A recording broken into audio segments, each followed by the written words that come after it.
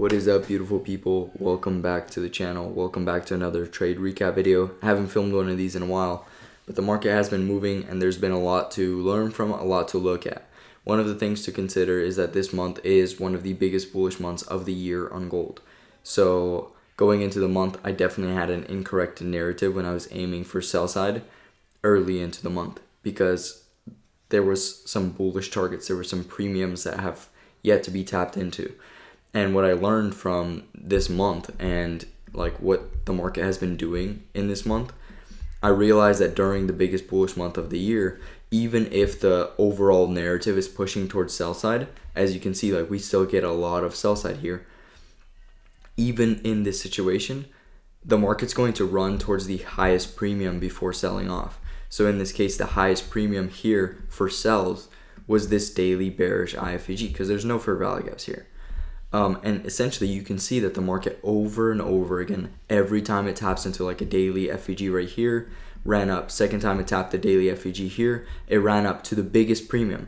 And the reason why I didn't go higher is because the overall narrative is pushing towards sell side. The overall narrative wants to go down. And essentially that's why we don't go looking for sells early into the month, especially when there's a premium. You can look for sells in the most premium. And same when you're looking for sells inside of like an intraday move like this, you would expect it to come literally all the way to the top of a fair value gap to fill it if you're looking for sell side. Like it's not just going to tap it and melt. In a bearish month, that's very likely, and I've seen it happen before. In a bullish month, it typically fills all the bearish confluences all the way to the top. It fills it all the way to the top. It runs to the most premium areas before it actually melts.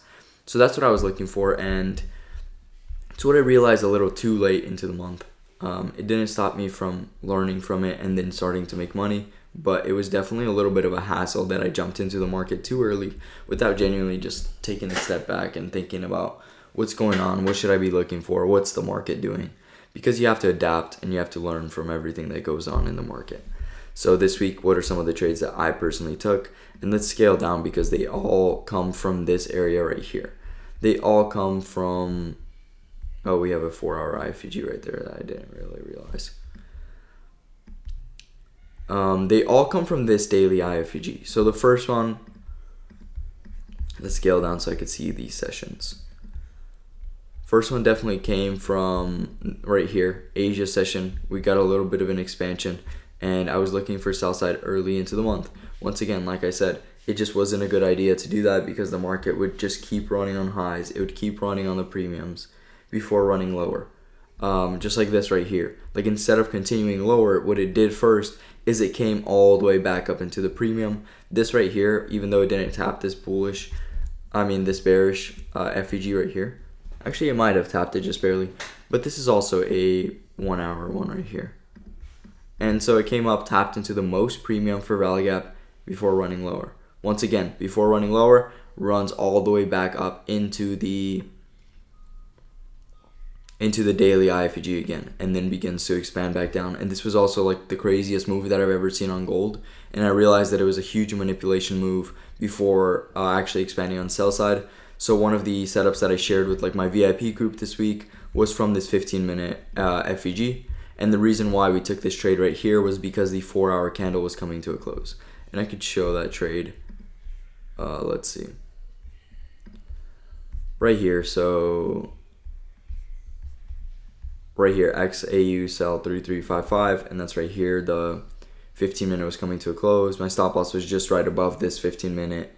And then I said the 4 hours coming to a close as well. So that's what we were looking for, and we got off with a beautiful sell. It dug a little bit deeper into the 15-minute right there, but overall created that 1-minute IFVG and actually began to expand towards sell side.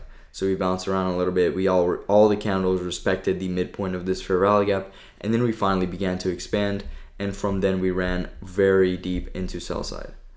So that was one of the most recent trades that I took, and I'm honestly still holding my positions because I entered from somewhere like here. So it's still up like 100 pips, and I can just keep holding that, to be honest.